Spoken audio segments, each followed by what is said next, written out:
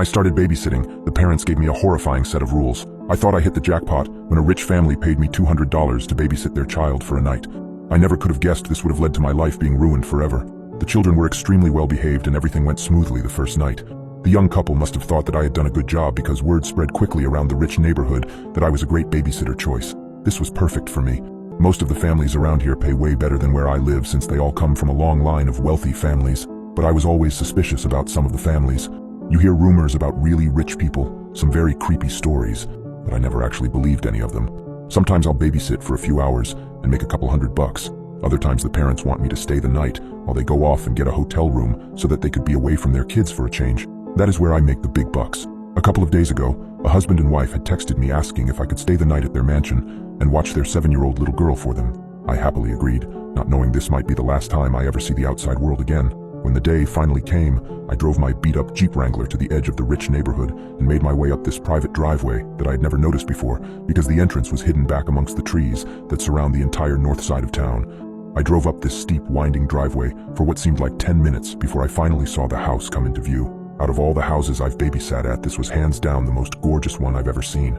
I hoped I would get some good money for this. I got out of my car and made my way up to the front porch, where I knocked on this gigantic wooden door.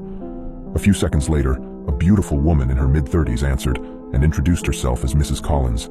She called her husband down, and shortly after an extremely handsome man, also in his 30s, came walking down the grand stairway, holding an adorable little girl in his arms. The couple seemed very anxious to leave, and even though they were both gorgeous people, I could tell that underneath all of their beauty, they were both extremely tired and haggard from having to keep up with their 7-year-old. They were obviously very excited about having an entire night to themselves, and couldn't wait to get out of there as fast as they could. Before Mr. and Mrs. Collins left, however, Mrs. Collins handed me several pieces of paper and told me that she had written down a couple of instructions for me to follow throughout the night. She stressed to me how important it was to follow her instructions, and I assured her that I'd give them a look.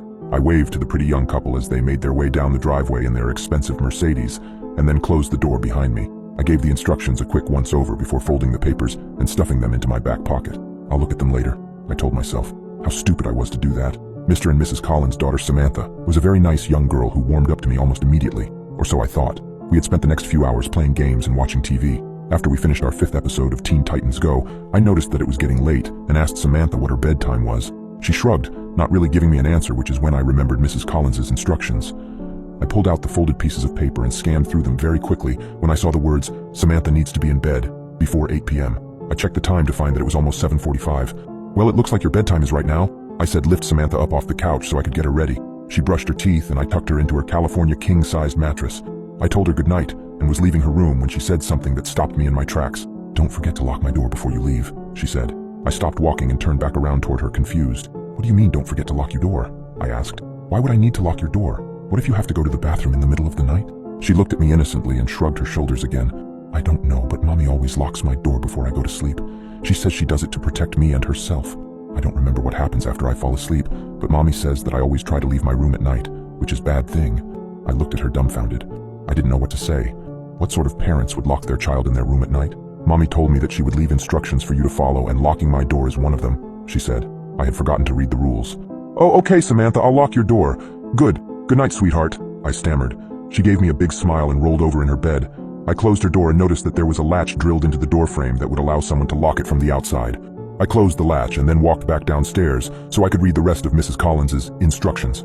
When I had first seen the pieces of paper, I was under the impression that they were just instructions that told me what shows Samantha is not allowed to watch or how to operate the surround sound. After I started reading them, though, I realized that I was wrong. I was completely and utterly wrong.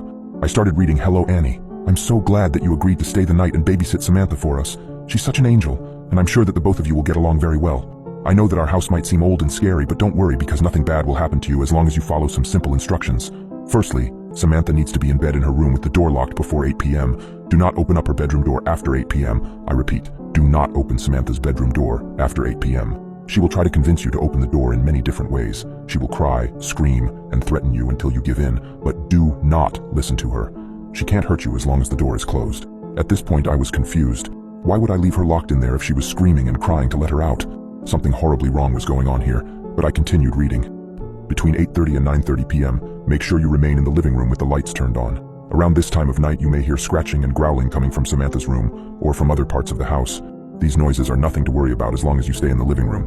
Watch some TV to pass the time. We have a lot of movies to choose from. After 9:30, do not venture into any dark areas of the house. I would recommend that you turn on as many lights as you can before 9:30 so that you don't accidentally trap yourself. You might also happen to see a pair of yellow cat eyes looking at you through the darkness every once in a while. Do not stare at them for more than 30 seconds. These rules were getting more effed up by the second. I started sweating, my body feeling glued to the floor as I read over the strict but extremely terrifying rules that were put in place. Why had I agreed to take this job? At around 10 p.m., it might begin to sound like there are several people walking around in the basement downstairs. Do not worry, because as long as you stay out of the basement, they cannot get to you. I know it sounds unlikely, but around this time you will begin to feel an overwhelming urge to walk down into the basement. If this happens, go into the kitchen and drink a cold glass of milk. This usually helps. The urge will most likely pass after about 10 minutes, but if the urge is still there after 10 minutes and you don't think that you will be able to stop yourself from walking into the basement, then call either me or Mr. Collins, and we'll tell you what to do. Now this next part is very important. You will be sleeping in our guest room upstairs for the night. Before you go to bed, make sure that you leave a plate outside your bedroom door with a piece of raw steak on it. You can find the raw steak in our refrigerator, and leave a glass of milk next to the plate as well. And that's about it. Final rule, don't eat meat after 8 o'clock. They might see it as a threat and will most likely attack you. P.S. Throughout the night you might hear a dog whimpering from somewhere off inside the house. We don't have a dog, so don't go looking for it. I hadn't realized what I had gotten myself into. Right as I had finished reading the rules, it was 8:31, and the growling noises just started. It sounded like they were coming from every room in the effing house. My hands were shaking as I reread the instructions, the realization of what I was dealing with sinking in. I was trapped in a house with something that was far from normal. The growling noises were getting louder and seemed to be coming from every room. I forced myself to calm down, taking deep breaths. I had to follow the rules no matter how bizarre they were. Over the next few hours, things only got stranger and more terrifying. The growling turned into scratching, and sometimes I would hear what sounded like a soft whimpering, like a dog. But I remembered Mrs. Collins's postscript. They didn't have a dog. I stayed in the living room, keeping the lights on as instructed, and waited. The urge to go down to the basement was strong, but I fought against it, going into the kitchen and gulping down glasses of milk.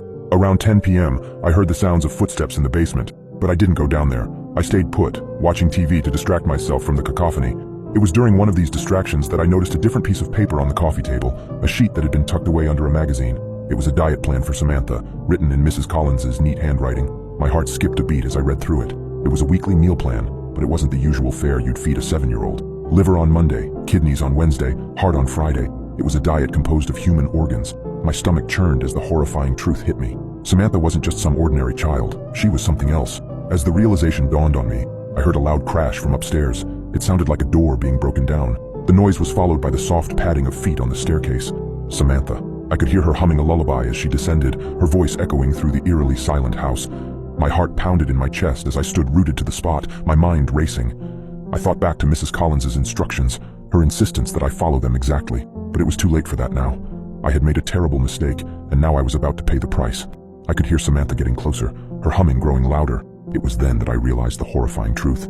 I wasn't here to babysit Samantha. I was here to feed her. I was the meal.